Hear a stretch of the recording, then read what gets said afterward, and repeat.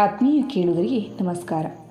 ಭಾರತದ ಪ್ರಥಮ ಪ್ರಧಾನಿ ಜವಾಹರ್ಲಾಲ್ ನೆಹರೂರವರು ಚಾಚಾ ನೆಹರು ಅಂತಲೇ ಪರಿಚಿತರು. ಅವರಿಗೆ ಮಕ್ಕಳ ಮೇಲೆ ತುಂಬ ಪ್ರೀತಿ ವಿಶ್ವಾಸ. ಅವರೇ ಭಾರತದ ಆಶಾದೀಪಗಳೆಂದು ಒತ್ತಿ ಒತ್ತಿ ಹೇಳ್ತಾ ಇದ್ದರು. ಒಂದು ಚೂರು ಸಮಯ ಸಿಕ್ಕರೂ ಸಾಕು ಅವರು ಮಕ್ಕಳೊಂದಿಗೆ ಕಾಲ ಕಳೆಯಲಿಕ್ಕೆ ಅಪೇಕ್ಷಿಸ್ತಾ ಇದ್ದರು. ಅವರು ಪುಟ್ಟ ಪುಟ್ಟ ಮಕ್ಕಳೊಂದಿಗೆ ಬೆರೆಯುವಾಗ ಮಗುವೆಯಾಗಿ ಬಿಟ್ಟಿದ್ದರು. ಅಂಥ ಅನೇಕ ಘಟನೆಗಳು ದಾಖಲಾಗಿವೆ. ಅವರೇ ಒಂದು ಕಡೆ ಹೇಳಿಕೊಂಡಿದ್ದಾರೆ, ರಾಜಕಾರಣದ ವ್ಯರ್ಥ ಪ್ರಯತ್ನದ ಹೋರಾಟದಲ್ಲಿ ಕಂಗಾಲಾದಾಗ, ಶಕ್ತಿಗೊಂದಿದಾಗ, ದಣಿವಾದಾಗ ಮಕ್ಕಳ ಸಂಘ ನನ್ನ ಶಕ್ತಿಯನ್ನು ತುಂಬುತ್ತದೆ, ಉತ್ಸಾಹವನ್ನು ತರ್ತದೆ, ಅದಲ್ಲದೆ ಮನಸ್ಸನ್ನು ಶುದ್ಧವಾಗಿರಿಸ್ತದೆ. ದಾಖಲಾದಂಥ ಒಂದು ಸುಂದರ ಘಟನೆ ಹೀಗಿದೆ. ನೆಹರೂರವರು ಒಂದು ಬಾರಿ ಮದ್ರಾಸಿಗೆ ಬಂದಿದ್ದರು. ಸ್ವಾತಂತ್ರ್ಯ ದೊರೆತು 3-4 ವರ್ಷವಾಗಿರಬಹುದು. ಆಗ ನೆಹರು ಜನಪ್ರಿಯತೆ ಉಚ್ಚ ಶಿಖರದಲ್ಲಿದ್ದರು. ಸಾಮಾನ್ಯ ಜನಕ್ಕೆ ನೆಹರು ಒಂದು ಆದರ್ಶದ ಪ್ರತೀಕ. ಅವರನ್ನು ನೋಡಲಿಕ್ಕೆ ಸಹಸ್ರಾರು ಜನ ಬರ್ತಾಯಿದ್ರು. ಇವರ ಭಾಷಣವನ್ನು ಮರಿನಾ ಸಮುದ್ರ ದಂಡೆ ಮೇಲೆ ಆಯೋಜಿಸಲಾಗಿತ್ತು. ಭಾಷಣ ಸಾಯಂಕಾಲ 5 ಗಂಟೆಗೆ ಅಂತ ತಿಳುವಳಿಕೆ ನೀಡಲಾಗಿತ್ತು.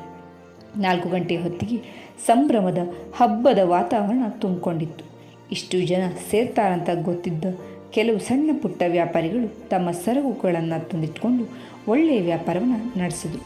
ಕೆಲವರು ತಿಂಡಿ ತಿನಿಸುಗಳನ್ನು ಮಾರಿದ್ರೆ, ಕೆಲವರು ಬಟ್ಟೆಗಳನ್ನು, ಇನ್ನು ಕೆಲವರು ಮಕ್ಕಳ ಆಟಿಕೆಯ ಸಾಮಾನುಗಳನ್ನು ಮಾರ್ತಾಯಿದ್ರು. ನೆಹರೂರವರ ಭಾಷಣ ಪ್ರಾರಂಭ ಆಯಿತು. ಎಷ್ಟು ಜನರಿಗೆ ಅವರ ಭಾಷಣ ಅರ್ಥವಾಗ್ತಿತ್ತೋ ಗೊತ್ತಿಲ್ಲ. ಆದರೆ ಅವರ ವ್ಯಕ್ತಿತ್ವವನ್ನು, ಧ್ವನಿಯನ್ನು ಜನ ಕಣ್ಣುಗಳಲ್ಲಿ, ಮನಸ್ಸಿನಲ್ಲಿ ತುಂಬಿಕೊಂಡರು. ಭಾಷಣ ಮುಗಿದ ಮೇಲೆ ಎಂದಿನಂತೆ ನೆರೆದಂಥ ಜನರ ಕಡೆಗೆ ಕೈ ಬೀಸಿ ಕೈ ಮುಗಿದು ಕೆಳಗಿಳಿದರು.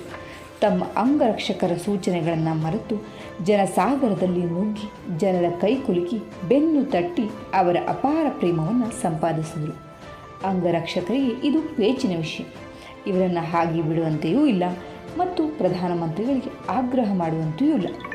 ಹಾಗೆಯೇ ಜನರನ್ನು ತಳ್ಳುತ್ತಾ ನೆಹರೂರ ಸುತ್ತ ರಕ್ಷಣೆಯ ಉಂಗುರವನ್ನು ಮಾಡಲಿಕ್ಕೆ ಶ್ರಮಿಸ್ತಾ ಇದ್ದರು. ಹೀಗೆ ತಳ್ತಾ ಒಂದು ಬದಿಗೆ ಬಂದರು. ಅವರ ಕಾರನ್ನು ಅಲ್ಲಿಗೆ ತರಲಿಕ್ಕೆ ತಿಳಿಸಲಾಯಿತು. ಆಗ ನೆಹರು ಒಂದು ದೃಶ್ಯವನ್ನು ನೋಡಿದ್ರು. ಅಲ್ಲೊಬ್ಬ ಬಲೂನ್ಗಳನ್ನು ಮಾರ್ತಾ ಇದ್ದಾನೆ. ಬಣ್ಣ ಬಣ್ಣದ ಬಲೂನ್ಗಳು. ಕೆಲವೊಂದಿಷ್ಟು ಬಾಲಕರು ಅವನ್ನೇ ನೋಡ್ತಾ ನಿಂತ ಇದ್ದಾರೆ. ಅವರ ಹತ್ತಿರ ಕೊಳ್ಳಿಕ್ಕೆ ದುಡ್ಡಿಲ್ಲ ಅನ್ನೋದು ಕಾಣ್ತಾ ಇತ್ತೆ. ಕಣ್ಣಲ್ಲಿ ಆಸೆ ತುಳುಕ್ತಾ ಇದೆ.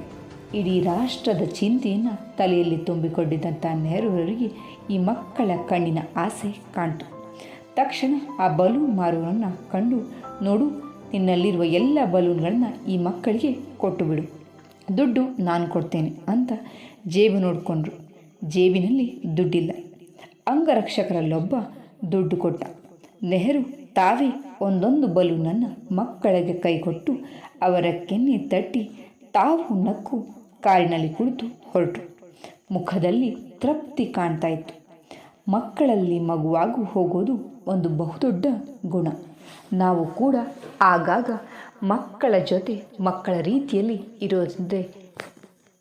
ಇರೋದ್ರಿಂದ ನಮ್ಮಲ್ಲಿಯ ಉತ್ಸಾಹ ಮತ್ತೆ ಮತ್ತೆ ಮರುಕಳಿಸುತ್ತೆ. ಕತೆ ಇಷ್ಟ ಆಗಿದೆ, ಅರ್ಥ ಕೂಡ ಆಗಿದೆ ಅಂತ ಭಾವಿಸ್ತೀನಿ. ಕೇಳಿದ್ದಕ್ಕೆ ಧನ್ಯವಾದ.